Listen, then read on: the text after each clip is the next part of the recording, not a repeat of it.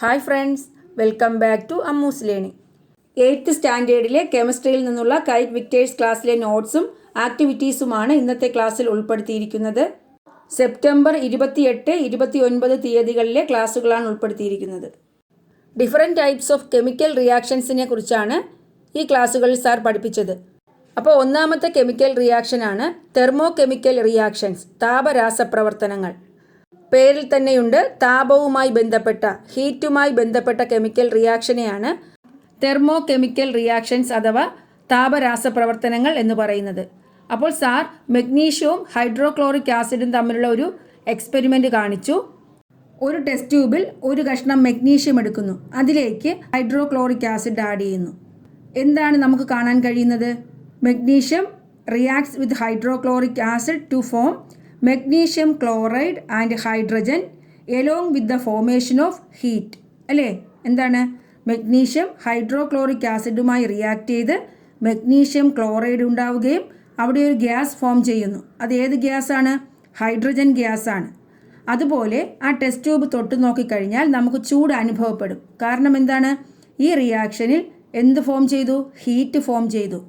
അപ്പോൾ ഈ റിയാക്ഷൻ്റെ chemical formula നമുക്ക് എങ്ങനെ എഴുതാം? Magnesium plus hydrochloric acid gives magnesium chloride plus hydrogen plus heat. അല്ലേ? Mg plus 2HCl gives MgCl2 plus H2 plus heat. ഇവിടെ എന്തുകൊണ്ടാണ് ഹീറ്റ് എന്ന് എഴുതിയത്?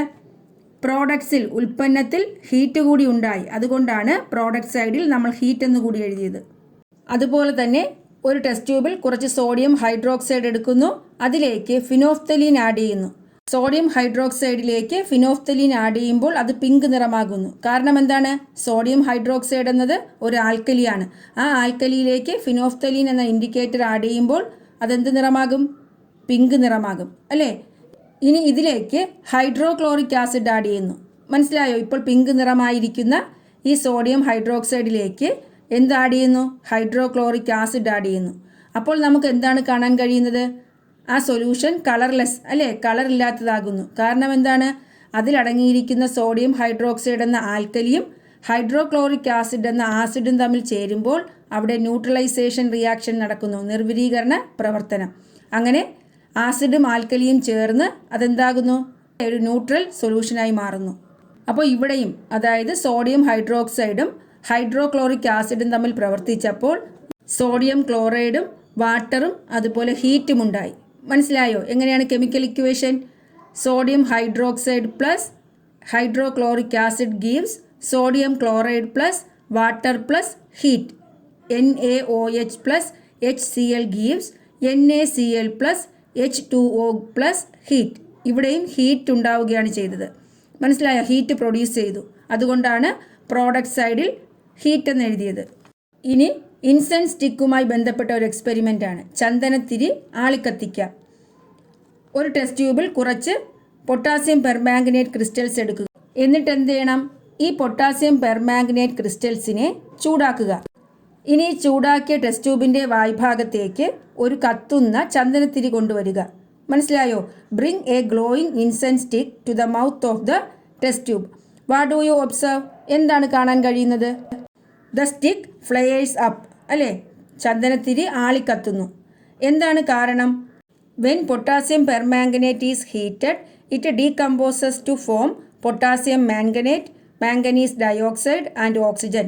ഈ പൊട്ടാസ്യം പെർമാംഗനേറ്റിനെ ചൂടാക്കിയപ്പോൾ പൊട്ടാസ്യം മാംഗനേറ്റ് ഉണ്ടായി, അതുപോലെ മാംഗനീസ് ഡയോക്സൈഡ് ഉണ്ടായി, ആൻഡ് ഓക്സിജനും ഉണ്ടായി. ഈ ഓക്സിജൻ്റെ പ്രസൻസ് കൊണ്ടാണ് ആ ഇൻസെൻസ് സ്റ്റിക്ക്, ചന്ദനത്തിരി ആളിക്കത്തിയത്. അതുപോലെ ഈ പൊട്ടാസ്യം പെർമാംഗനേറ്റ് ഡീകമ്പോസ് ചെയ്ത് എങ്ങനെയാണ്? വിഘടിച്ചത് എങ്ങനെയാണ്? ഹീറ്റ് അബ്സോർബ് ചെയ്തുകൊണ്ട്, താപം ആഗിരണം ചെയ്തുകൊണ്ടാണ് ഈ പൊട്ടാസ്യം പെർമാംഗനേറ്റ് വിഘടനത്തിന് വിധേയമായത്. അപ്പോൾ ഈ റിയാക്ഷൻ്റെ കെമിക്കൽ ഇക്വേഷൻ, രാസസമവാക്യം എങ്ങനെ എഴുതാം? 2KMnO4 plus heat gives K2MnO4 plus MnO2 plus O2. മനസ്സിലായോ? KMnO4 എന്ന് പറയുന്നത് പൊട്ടാസ്യം പെർമാംഗനേറ്റ് ആണ്. K2MnO4 potassium manganate, MnO2 manganese dioxide plus O2 oxygen. ഇവിടെ ഹീറ്റ് എന്ന് എഴുതിയിരിക്കുന്നത് റിയാക്റ്റൻറ്റ് സൈഡിലാണ്, അഭികാരകങ്ങളുടെ സൈഡിലാണ്. എന്തുകൊണ്ടാണ്? അത് ഹീറ്റ് അബ്സോർബ് ചെയ്തുകൊണ്ടാണ് പ്രോഡക്ട്സ് ഉണ്ടായത്. അപ്പോൾ ഇത് താപ ആഗിരണ പ്രവർത്തനമാണ് അല്ലേ, ഹീറ്റ് അബ്സോർബ് ചെയ്യുന്ന ഒരു റിയാക്ഷനാണ്. അപ്പോൾ നമുക്ക് എന്ത് പറയാം, ഈ തെർമോ കെമിക്കൽ റിയാക്ഷൻസ് രണ്ട് തരത്തിലുണ്ട്. ഹീറ്റ് അബ്സോർബ് ചെയ്യുന്ന റിയാക്ഷൻസും ഹീറ്റ് ലിബറേറ്റ് ചെയ്യുന്ന റിയാക്ഷൻസും. ഹീറ്റ് പുറത്തുവിടുന്ന പ്രവർത്തനങ്ങളെ എക്സോതെർമിക് റിയാക്ഷൻസ് എന്ന് പറയും, താപമോചക പ്രവർത്തനങ്ങൾ. അതുപോലെ ഹീറ്റ് അബ്സോർബ് ചെയ്യുന്ന പ്രവർത്തനങ്ങളെ താപ ആഗിരണ പ്രവർത്തനങ്ങൾ എന്ന് പറയുന്നു. മനസ്സിലായോ?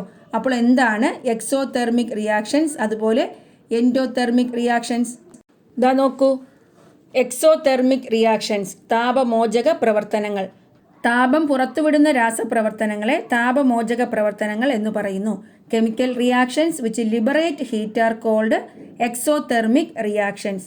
ഇതിന് എക്സാമ്പിൾ ആയിരുന്നു ഏത്? മഗ്നീഷ്യവും ഹൈഡ്രോക്ലോറിക് ആസിഡും തമ്മിലുള്ള പ്രവർത്തനം, സോഡിയം ഹൈഡ്രോക്സൈഡും ഹൈഡ്രോക്ലോറിക് ആസിഡും തമ്മിലുള്ള പ്രവർത്തനം. അടുത്ത് താപ ആഗിരണ പ്രവർത്തനങ്ങൾ, എൻഡോതെർമിക് റിയാക്ഷൻസ്. താപം ആഗിരണം ചെയ്യുന്ന രാസപ്രവർത്തനങ്ങളെ താപ ആഗിരണ പ്രവർത്തനങ്ങൾ എന്ന് പറയുന്നു. Chemical reactions which absorb heat are called endothermic reactions. ഈ എൻഡോതെർമിക് റിയാക്ഷൻ എക്സാമ്പിളാണ് decomposition of the potassium permanganate അല്ലേ, പൊട്ടാസ്യം പെർമാംഗനേറ്റ് വിഘടിക്കുന്നത്. അപ്പോൾ ഒരു കെമിക്കൽ റിയാക്ഷൻസ് തന്നിരുന്നാൽ അത് എൻഡോതെർമിക് ആണോ എക്സോതെർമിക് ആണോ എന്ന് എങ്ങനെ കണ്ടുപിടിക്കും? ഇത് നോക്കൂ, ഈ തന്നിരിക്കുന്ന റിയാക്ഷൻസിൽ പ്രോഡക്റ്റ് സൈഡിൽ, ഉൽപ്പന്നത്തിൻ്റെ സൈഡിൽ ഹീറ്റ് എന്ന് കൊടുത്തിട്ടുണ്ടെങ്കിൽ എന്താണത്? എക്സോതെർമിക് റിയാക്ഷനാണ് അല്ലേ, താപമോചക പ്രവർത്തനം. അതുകൊണ്ടാണ് പ്രോഡക്റ്റ് സൈഡിൽ ഹീറ്റ് എന്ന് എഴുതിയിരിക്കുന്നത്. എന്നാൽ രണ്ടാമത്തെ റിയാക്ഷനോ, പൊട്ടാസ്യം പെർമാംഗനേറ്റിൻ്റെ കൂടെയാണ് ഹീറ്റ് എഴുതിയിരിക്കുന്നത്, റിയാക്റ്റൻറ്റ് സൈഡിലാണ് ഹീറ്റ് എന്ന് എഴുതിയിരിക്കുന്നത്. അപ്പോൾ ഇത് ഒരു താപ ആഗിരണ പ്രവർത്തനമാണ്, ഹീറ്റ് അബ്സോർബ് ചെയ്യുന്ന ഒരു റിയാക്ഷൻ, എൻഡോതെർമിക് റിയാക്ഷൻ. മനസ്സിലായല്ലോ? അടുത്ത റിയാക്ഷനാണ് photo chemical reactions. Thermo chemical reactions കഴിഞ്ഞു, അതിൽ എക്സോതെർമിക് റിയാക്ഷൻ ഉണ്ട്, എൻഡോതെർമിക് റിയാക്ഷൻസ് ഉണ്ട്. രണ്ടാമത്തെ കെമിക്കൽ റിയാക്ഷനാണ് ഫോട്ടോ കെമിക്കൽ റിയാക്ഷൻസ്. ഇതും പേര് സൂചിപ്പിക്കുന്നത് പോലെ തന്നെയാണ്, ഫോട്ടോ ലൈറ്റുമായി ബന്ധപ്പെട്ട, പ്രകാശവുമായി ബന്ധപ്പെട്ട രാസപ്രവർത്തനമാണ്, പ്രകാശ രാസപ്രവർത്തനങ്ങൾ. ഈ ഫോട്ടോ കെമിക്കൽ റിയാക്ഷന് നല്ലൊരു എക്സാമ്പിളാണ് ഫോട്ടോസിന്തസിസ്, പ്രകാശ സംശ്ലേഷണം. എന്താണ് ഫോട്ടോസിന്തസിസ്? സസ്യങ്ങൾ മണ്ണിൽ നിന്ന് ജലവും ലവണവും വലിച്ചെടുത്ത് കാർബൺ ഡൈ ഓക്സൈഡിൻ്റെ സഹായത്തോടെ സൂര്യപ്രകാശത്തിൻ്റെ സാന്നിധ്യത്തിൽ ഇലകളിൽ വെച്ച് ആഹാരം പ്രിപ്പയർ ചെയ്യുന്ന പ്രോസസ്സാണ് പ്രകാശ സംശ്ലേഷണം അഥവാ ഫോട്ടോസിന്തസിസ്. ഇവിടെ സൂര്യപ്രകാശം ഉപയോഗിച്ചാണ് ഫുഡ് പ്രിപ്പയർ ചെയ്യുന്നത്. അതുകൊണ്ടാണ് ഫോട്ടോസിന്തസിസ് ഫോട്ടോ കെമിക്കൽ റിയാക്ഷൻ ഒരു എക്സാമ്പിളാണെന്ന് പറഞ്ഞത്. അടുത്തൊരു എക്സാമ്പിളാണ് synthesis of vitamin D in our body. നമ്മുടെ ശരീരത്തിൽ വൈറ്റമിൻ ഡി നിർമ്മിക്കപ്പെടുന്നത്. ഇതും എന്താണ്? സൂര്യപ്രകാശത്തിൻ്റെ സഹായത്തോടെയാണ് നമ്മുടെ ശരീരത്തിൽ വൈറ്റമിൻ ഡി നിർമ്മിക്കപ്പെടുന്നത്. അടുത്തൊരു എക്സാമ്പിളാണ് ഗ്ലോ ഓഫ് എ ഫയർഫ്ലൈ, മിന്നാമിനുങ്ങ് പ്രകാശിക്കുന്നത്. മിന്നാമിനുങ്ങുകൾ പ്രകാശിക്കുന്നത് ബയോലൂമിനിസെൻസ് എന്ന പ്രതിഭാസം വഴിയാണ്. അതുപോലെ salt that turns black in sunlight, വെയിലത്ത് കറുത്തു പോകുന്ന ലവണം. സിൽവർ ബ്രോമൈഡ് തുറന്നു വച്ചിരുന്നാൽ അതെന്ത് നിറമാകുന്നു? ബ്ലാക്ക് നിറമാകുന്നു. മനസ്സിലായോ? സൺലൈറ്റിൻ്റെ പ്രസൻസിൽ അതെന്ത് ചെയ്യുന്നു? സിൽവർ ബ്രോമൈഡ് വിഘടിച്ച് സിൽവറും ബ്രോമിൻ വേപ്പറുമായി മാറുന്നു. When exposed to sunlight, silver bromide is converted to silver and bromine vapour. സൂര്യപ്രകാശത്തിൻ്റെ സാന്നിധ്യത്തിൽ സിൽവർ ബ്രോമൈഡ് സിൽവറും ബ്രോമിൻ വാതകവുമായി മാറുന്നു. ഇതാ നോക്കൂ, സിൽവർ കളർ സിൽവർ ബ്രോമൈഡ് എന്തായി മാറി? ഡാർക്കായി മാറി അല്ലേ. 2AgBr gives 2Ag plus Br2. മനസ്സിലായോ? അതുകൊണ്ടാണ് ചില കെമിക്കൽസും മെഡിസിൻസും ഒക്കെ ബ്രൗൺ ബോട്ടിലിൽ സൂക്ഷിക്കുന്നത്. എന്തുകൊണ്ടാണ്? These medicines and chemicals may be decomposed in sunlight. സൂര്യപ്രകാശത്തിൻ്റെ സാന്നിധ്യത്തിൽ ഈ രാസവസ്തുക്കളും മരുന്നുകളും വിഘടിക്കാൻ സാധ്യതയുണ്ട്, വിഘടനത്തിന് വിധേയമാകാൻ സാധ്യതയുണ്ട്. അതുകൊണ്ടാണ് ഈ മരുന്നുകളും രാസവസ്തുക്കളും ഇരുണ്ട കുപ്പികളിൽ സൂക്ഷിക്കുന്നത്. അപ്പോൾ നമ്മൾ ഈ പറഞ്ഞ ഫോട്ടോസിന്തസിസ്, അതുപോലെ സിൽവർ ബ്രോമൈഡിൻ്റെ കാര്യം, ഇതിലൊക്കെ ലൈറ്റ് എനർജി അബ്സോർബ് ചെയ്യുകയാണ് ചെയ്യുന്നത് അല്ലേ. മിന്നാമിനുങ്ങോ ലൈറ്റ് എനർജി പുറത്തേക്ക് വിടുന്നു. അപ്പോൾ ഇങ്ങനെ പ്രകാശോർജം ആഗിരണം ചെയ്യുകയോ പുറത്തുവിടുകയോ ചെയ്യുന്ന രാസപ്രവർത്തനങ്ങളെ പ്രകാശ രാസപ്രവർത്തനങ്ങൾ എന്ന് പറയുന്നു. Chemical reactions which liberate or absorb light energy are known as photochemical reactions. അപ്പോൾ ഫോട്ടോ കെമിക്കൽ റിയാക്ഷൻസ് എന്താണ്, അതിന് എക്സാമ്പിൾസ് മനസ്സിലായല്ലോ. ഇനി അടുത്ത് ഇലക്ട്രോ കെമിക്കൽ റിയാക്ഷൻസ് ആണ്, വൈദ്യുത രാസപ്രവർത്തനങ്ങൾ. ഇതും പേര് സൂചിപ്പിക്കുന്നത് പോലെ ഇലക്ട്രിസിറ്റിയുമായി ബന്ധപ്പെട്ടതാണ്. ഇലക്ട്രോ കെമിക്കൽ റിയാക്ഷൻസ്, വൈദ്യുതിയുമായി ബന്ധപ്പെട്ട രാസപ്രവർത്തനങ്ങൾ. ദ പിക്ചർ നോക്കൂ. ഒരു ബീക്കറിൽ 3/4 ഭാഗത്തോളം കോപ്പർ സൾഫേറ്റിൻ്റെ നേർപ്പിച്ച ലായനി, ഡൈല്യൂട്ടഡ് കോപ്പർ സൾഫേറ്റ് സൊല്യൂഷൻ എടുത്തിട്ടുണ്ട്. 2 കാർബൺ റോഡുകൾ അതിൽ മുക്കി വച്ചിരിക്കുന്നു. അതിൻ്റെ അറേഞ്ച്മെൻറ്റ്സ് നോക്കൂ. Copper sulphate solution, carbon rods. ഈ 2 കാർബൺ റോഡുകളിൽ ഒന്ന് ബാറ്ററിയുടെ പോസിറ്റീവ് ടെർമിനലുമായും ഒരു കാർബൺ റോഡ് നെഗറ്റീവ് ടെർമിനലുമായും കണക്ട് ചെയ്തിരിക്കുന്നു. ഇങ്ങനെ സ്വിച്ച് ഓണാക്കാതെ എത്ര നേരം വെച്ചിരുന്നാലും ഈ കോപ്പർ സൾഫേറ്റ് സൊല്യൂഷന് നിറമാറ്റം ഉണ്ടാകുന്നില്ല. എന്നാൽ സ്വിച്ച് ഓൺ ചെയ്ത് കഴിയുമ്പോൾ കോപ്പർ സൾഫേറ്റ് സൊല്യൂഷൻ്റെ നിറം മങ്ങുന്നു. മനസ്സിലായോ? അതുപോലെ തന്നെ ഈ പോസിറ്റീവ് ടെർമിനലുമായി ഘടിപ്പിച്ച കാർബൺ റോഡിന് ചുറ്റും ബബിൾസ് ഫോം ചെയ്യുന്നു, കുമിളകൾ ഉണ്ടാകുന്നു. ഇത് ഓക്സിജൻ്റെ പ്രസൻസ് ആണ് കാണിക്കുന്നത്. ഈ നെഗറ്റീവ് ടെർമിനലുമായി കണക്ട് ചെയ്ത കാർബൺ റോഡ് റെഡിഷ് ബ്രൗൺ നിറമാകുന്നു. മനസ്സിലായോ? ചുവപ്പ് കലർന്ന ഇരുണ്ട നിറമാകുന്നു. കാരണം എന്താ? ഈ കോപ്പർ സൾഫേറ്റ് സൊല്യൂഷൻ വിഘടിച്ച് കോപ്പർ ആ നെഗറ്റീവ് ടെർമിനലുമായി കണക്ട് ചെയ്ത കാർബൺ റോഡിൽ പറ്റിപ്പിടിച്ചതാണ് കാരണം. അപ്പോൾ മനസ്സിലായല്ലോ, ഇലക്ട്രിസിറ്റി പാസ് ചെയ്യുമ്പോൾ എന്താണ് സംഭവിക്കുന്നത്? കോപ്പർ സൾഫേറ്റിൻ്റെ കളർ ഫെയ്ഡ് ചെയ്യുന്നു, കളർ ഫെയ്ഡ്സ്. അതുപോലെ bubbles are formed around the carbon rod which is connected to the positive terminal and the carbon rod which is connected to the negative terminal of the battery becomes reddish brown color due to the deposition of copper.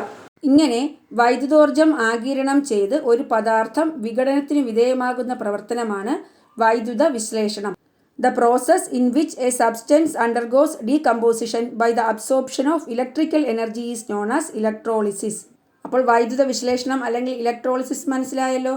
വൈദ്യുതി ആഗിരണം ചെയ്തുകൊണ്ട്, absorb ചെയ്തുകൊണ്ട് ഒരു substance വിഘടനത്തിന്, ഡീകമ്പോസിഷന് വിധേയമാകുന്ന പ്രോസസ്സാണ് electrolysis. അതുപോലെ വേറൊരു arrangement ആണ് switch on ചെയ്യുമ്പോൾ LED കത്തുന്നത്. അത് നമുക്ക് നോക്കാം. എന്താണ്? ഒരു ബീക്കറിൽ ഡൈല്യൂട്ട് സൾഫ്യൂറിക് ആസിഡ് എടുക്കുന്നു, നേർപ്പിച്ച സൾഫ്യൂറിക് ആസിഡ്. അതിൽ കോപ്പർ സിങ്ക് ഇങ്ങനെ 2 റോഡുകൾ മുക്കി വച്ചിരിക്കുന്നു. അത് LED ബൾബുമായിട്ട് കണക്ട് ചെയ്തിരിക്കുന്നു. ഇവിടെയും സ്വിച്ച് ഓൺ ചെയ്യുമ്പോൾ ബൾബ് കത്തുന്നു. കാരണം എന്താണ്? അവിടെ ഇലക്ട്രിസിറ്റി പ്രൊഡ്യൂസ് ചെയ്തു, അല്ലേ? വൈദ്യുതി ഉണ്ടായി. എങ്ങനെയാണ്? സൾഫ്യൂറിക് ആസിഡ് ആ മെറ്റലുമായിട്ട്, അതിൽ മുക്കി വച്ചിരിക്കുന്ന കോപ്പർ സിങ്ക് ഇങ്ങനെ 2 ലോഹങ്ങളുമായി പ്രവർത്തിച്ച് അവിടെ ഇലക്ട്രിസിറ്റി പ്രൊഡ്യൂസ് ചെയ്തു. അപ്പോൾ ഇങ്ങനെ രാസപ്രവർത്തനം വഴി വൈദ്യുതി ഉണ്ടാക്കുന്ന സംവിധാനങ്ങളെയാണ് വൈദ്യുത രാസ സെല്ലുകൾ അല്ലെങ്കിൽ ഇലക്ട്രോ കെമിക്കൽ സെൽസ് എന്ന് പറയുന്നത്. ആസിഡും അതിൽ താഴ്ത്തി വച്ചിരിക്കുന്ന ലോഹങ്ങളും തമ്മിലുള്ള പ്രവർത്തന ഫലമായാണ് ഇവിടെ വൈദ്യുതി ഉണ്ടായത്. രാസപ്രവർത്തനം വഴി വൈദ്യുതി ഉണ്ടാകുന്ന ഇത്തരം സംവിധാനങ്ങളാണ് വൈദ്യുത രാസസെല്ലുകൾ. Here electricity is produced as a result of a chemical reaction between the acid and the metals kept immersed in it. Such arrangements which produce electricity as a result of chemical reaction are known as electro chemical cells. അപ്പോൾ എന്താണ് വൈദ്യുത രാസസെല്ലുകൾ അല്ലെങ്കിൽ electro chemical cells എന്ന് മനസ്സിലായല്ലോ. ഇനി അതുപോലെ A battery made of lemons. 4 നാരങ്ങ എടുത്തിരിക്കുന്നു. ഇതിലേക്ക് സിങ്ക് സ്ട്രിപ്പും കോപ്പർ റോഡും കുത്തിവച്ചിരിക്കുന്നു. ഒരു നാരങ്ങയിലെ സിങ്ക് സ്ട്രിപ്പ് അടുത്ത നാരങ്ങയിലെ കോപ്പർ റോഡുമായി കണക്ട് ചെയ്യുന്നു. അങ്ങനെ ഫസ്റ്റ് ലെമണിലെ കോപ്പർ റോഡും ലാസ്റ്റ് ലെമണിലെ സിങ്ക് സ്ട്രിപ്പും ഒരു കണ്ടക്റ്റിംഗ് വയർ, ചാലക കമ്പി ഉപയോഗിച്ച് LED ബൾബുമായിട്ട് കണക്ട് ചെയ്യുന്നു. അപ്പോൾ LED ബൾബ് പ്രകാശിക്കുന്നത് കാണാം. എങ്ങനെയാണ്? ഈ നാരങ്ങയിലെ സിട്രിക് ആസിഡും ഈ കുത്തിവച്ചിരിക്കുന്ന മെറ്റൽസ് ലോഹങ്ങളുമായി പ്രവർത്തിച്ച് അവിടെ ഇലക്ട്രിസിറ്റി പ്രൊഡ്യൂസ് ചെയ്തു. അങ്ങനെയാണ് ആ ബൾബ് കത്തിയത്. അപ്പോൾ എന്താണ് ഇലക്ട്രോ കെമിക്കൽ റിയാക്ഷൻസ്? വൈദ്യുത രാസപ്രവർത്തനങ്ങൾ. Chemical reactions in which electrical energy is consumed or produced are known as electro chemical reactions. അടുത്ത് പറഞ്ഞത് ഇലക്ട്രോ പ്ലേറ്റിംഗ്, വൈദ്യുത ലേപനമാണ്. എന്താണ് ഇലക്ട്രോ പ്ലേറ്റിംഗ്? ലോഹവസ്തുക്കളിൽ മറ്റു ലോഹങ്ങളുടെ നേർത്ത ആവരണമുണ്ടാക്കുന്നതിന് വൈദ്യുതി ഉപയോഗിക്കുന്നു. ഈ പ്രക്രിയയെ വൈദ്യുത ലേപനം എന്ന് പറയുന്നു. Electricity is used to obtain a thin coating of a particular metal on other metallic objects. This process is known as electroplating. ഇരുമ്പാണിയിൽ കോപ്പർ പൂശുന്നതിനുള്ള ക്രമീകരണമാണ് കൊടുത്തിരിക്കുന്നത്. നമുക്ക് ഇരുമ്പാണിയിൽ കോപ്പർ പൂശണം. ദ അറേഞ്ച്മെൻറ്റ്സ് നോക്കൂ. ബാറ്ററി, ഇരുമ്പാണി, കോപ്പർ തകിട്, കോപ്പർ സൾഫേറ്റ് ലായനി. ഇവിടെ ഇലക്ട്രിസിറ്റി പാസ് ചെയ്യുമ്പോൾ കോപ്പർ ഇരുമ്പാണിയിൽ പറ്റിപ്പിടിക്കുന്നു. മനസ്സിലായോ? ഇവിടെ ഏത് വസ്തുവിലാണോ പൂശേണ്ടത് അത് നെഗറ്റീവ് ടെർമിനലുമായി കണക്ട് ചെയ്യണം. ഏത് വസ്തുവാണോ പൂശേണ്ടത് അത് പോസിറ്റീവ് ടെർമിനലുമായി കണക്ട് ചെയ്യണം. ഇവിടെ ഇരുമ്പാണിയിലാണ് പൂശേണ്ടത്, അപ്പോൾ ഇരുമ്പാണി നെഗറ്റീവ് ടെർമിനലുമായും, കോപ്പറാണ് പൂശേണ്ടത്, അപ്പോൾ കോപ്പർ ദണ്ട് പോസിറ്റീവ് ടെർമിനലുമായി കണക്ട് ചെയ്യുക. അടുത്ത് വേറൊരു എക്സ്പെരിമെൻ്റ് ആണ്. The arrangement of coating silver on an iron ring. ഒരു ഇരുമ്പ് വളയിൽ എന്താണ് വെള്ളി പൂശുന്നതിൻ്റെ അറേഞ്ച്മെൻറ്റ്സ് ആണ്. ഇതാ നോക്കൂ, സിൽവർ റോഡാണ് പോസിറ്റീവ് ടെർമിനലുമായി കണക്ട് ചെയ്തിരിക്കുന്നത്. കാരണം സിൽവറാണ് പൂശേണ്ടത്, അത് പോസിറ്റീവ് ടെർമിനലുമായി കണക്ട് ചെയ്തിരിക്കുന്നു. ഇരുമ്പ് വള അതാണ് നെഗറ്റീവ് ടെർമിനലുമായി കണക്ട് ചെയ്തിരിക്കുന്നത്. ഏതിലാണോ പൂശേണ്ടത് അത് നെഗറ്റീവ് ടെർമിനലുമായി കണക്ട് ചെയ്യുന്നു. സിൽവർ സയനൈഡും സോഡിയം സയനൈഡുമാണ് എന്തായിട്ട് എടുത്തിരിക്കുന്നത്? ഇലക്ട്രോലൈറ്റായിട്ട് എടുത്തിരിക്കുന്നത്. മനസ്സിലായോ? നേരത്തെ കോപ്പർ പൂശേണ്ടതുള്ളത് കൊണ്ട് കോപ്പർ സൾഫേറ്റ് സൊല്യൂഷൻ, ഇവിടെ സിൽവറാണ് പൂശുന്നത്, അപ്പോൾ അതിൻ്റേതായ സിൽവർ സയനൈഡ് അതുപോലെ സോഡിയം സയനൈഡ് കലർന്ന മിക്സ്ചറാണ് എടുത്തിരിക്കുന്നത്. ഇവിടെയും വൈദ്യുതി പാസ് ചെയ്യുമ്പോൾ ഇലക്ട്രോ പ്ലേറ്റിംഗ് എന്ന പ്രോസസ്സ് വഴി സിൽവർ എന്ത് ചെയ്യും? ഈ അയൺ റിങ്ങിൽ ഡെപ്പോസിറ്റ് ചെയ്യും. അങ്ങനെ ഈ അയൺ റിങ്ങിൽ സിൽവറിൻ്റെ ഒരു തിൻ കോട്ടിംഗ് രൂപപ്പെടുന്നു.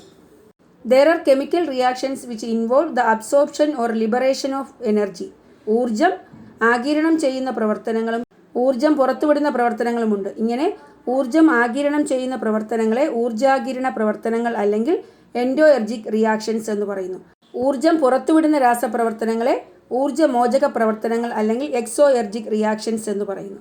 മനസ്സിലായോ? ഇനി ആക്ടിവിറ്റീസ് ആണ്. നിങ്ങൾ പരിചയപ്പെട്ട രാസപ്രവർത്തനങ്ങൾ ഏത് വിഭാഗത്തിൽ പെടുന്നു എന്ന് തിരിച്ചറിഞ്ഞ് പട്ടികപ്പെടുത്തുക. List the energy involved in the chemical reactions discussed above and record them in your science diary. Chemical change രാസമാറ്റം, മേജർ എനർജി ചേഞ്ച് പ്രധാന ഊർജ്ജമാറ്റം. ഏതൊക്കെ എഴുതാം? 2 എക്സാമ്പിൾസ് തന്നിട്ടുണ്ട്. മെഗ്നീഷ്യവും ഹൈഡ്രോക്ലോറിക് ആസിഡുമായുള്ള പ്രവർത്തനം. താപോർജ്ജം പുറത്തുവിടുന്നു. Heat energy is liberated. Sodium ഹൈഡ്രോക്സൈഡും ഹൈഡ്രോക്ലോറിക് ആസിഡുമായുള്ള നിർവിരീകരണ പ്രവർത്തനം. Neutralisation reaction between sodium hydroxide and hydrochloric acid. Heat energy is liberated. ബാക്കി നമുക്ക് എഴുതാം. Decomposition of potassium permanganate. Potassium permanganate വിഘടിക്കുന്നത്. Heat energy is absorbed. Decomposition of silver bromide. Silver bromide വിഘടിക്കുന്നത്. Light energy is absorbed. പ്രകാശോർജ്ജം ആഗിരണം ചെയ്യുന്നു. Electrolysis of copper sulphate. Copper sulphate സൊല്യൂഷൻ്റെ വൈദ്യുത വിശ്ലേഷണം. Electrical energy is absorbed. വൈദ്യുതോർജ്ജം ആഗിരണം ചെയ്യുന്നു. Electro plating. വൈദ്യുത ലേപനം. Electrical energy is absorbed. മനസ്സിലായോ? ഇനി അതുപോലെ ഏതൊരു രാസപ്രവർത്തനം നടക്കുമ്പോഴും ഊർജ്ജമാറ്റം നടക്കുന്നു. ഇതിൽ ഏത് ഊർജ്ജമാണോ പ്രധാനമായും പുറത്തുവിടുകയോ ആഗിരണം ചെയ്യപ്പെടുകയോ ചെയ്യുന്നത് ആ ഊർജ്ജ രൂപവുമായി ബന്ധപ്പെട്ട പേരിലായിരിക്കും ആ രാസപ്രവർത്തനം അറിയപ്പെടുന്നത്. Energy transfer occurs during any chemical reactions. A chemical reaction will be non based on the major energy form which gets absorbed or liberated. അപ്പോൾ ഒരു രാസപ്രവർത്തനത്തിൽ ഏത് ഊർജ്ജ രൂപമാണോ പുറത്തുവിടുകയോ അല്ലെങ്കിൽ ആഗിരണം ചെയ്യപ്പെടുകയോ ചെയ്യുന്നത് അതിൻ്റെ പേരിലായിരിക്കും ആ രാസപ്രവർത്തനം അറിയപ്പെടുന്നത്. മനസ്സിലായോ? അങ്ങനെയാണെങ്കിൽ നമുക്ക് reaction, name of chemical reaction ഏതൊക്കെയാണെന്ന് നോക്കാം. Heating potassium permanganate. Potassium permanganate ചൂടാക്കുന്നത്.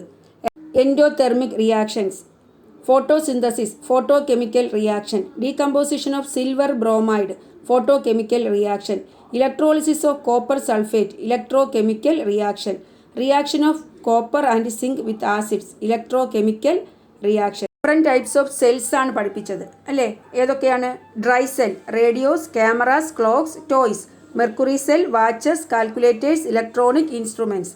Nickel cadmium cells, rechargeable torches, cameras. Lithium ion cell, mobile phone, laptops. ഇതിൽ റീചാർജ് ചെയ്ത് ഉപയോഗിക്കാവുന്ന സെല്ലുകളാണ് നിക്കൽ കാഡ്മിയം സെല്ലും ലിഥിയം അയോൺ സെല്ലും. മനസ്സിലായോ? അത് കഴിഞ്ഞ് എൻവയോൺമെൻറ്റ് ഫ്രണ്ട്ലി ചേഞ്ചസ്. പരിസ്ഥിതി സൗഹൃദ മാറ്റങ്ങളെക്കുറിച്ച് പറഞ്ഞു അല്ലേ? നമ്മുടെ പരിസ്ഥിതിയിൽ ഒരുപാട് മാറ്റങ്ങൾ നടക്കുന്നുണ്ട്. അവയിൽ പലതും എന്താണ്? എൻവയോൺമെൻറ്റിന് പൊല്യൂഷൻ ഉണ്ടാക്കുന്നവയാണ്. അതുകൊണ്ട് പരിസ്ഥിതിയെ സംരക്ഷിച്ച് പരിസ്ഥിതി സൗഹൃദപരമായ പെരുമാറ്റങ്ങളിലൂടെ വളർന്നു വരേണ്ടതിൻ്റെ ആവശ്യകതയാണ് സാർ പറഞ്ഞു നിർത്തിയത്. അപ്പോൾ ഈ ആക്ടിവിറ്റീസ് എല്ലാം നിങ്ങൾ എഴുതി ടീച്ചറിന് അയച്ചു കൊടുക്കുക. അപ്പോൾ നിങ്ങൾക്ക് എൻ്റെ ക്ലാസ് ഇഷ്ടപ്പെട്ടു എങ്കിൽ നിങ്ങൾ എൻ്റെ ചാനൽ സബ്സ്ക്രൈബ് ചെയ്യുക, നിങ്ങളുടെ ഫ്രണ്ട്സിനൊക്കെ ഷെയർ ചെയ്യുക. Thanks for watching Ammu's learning.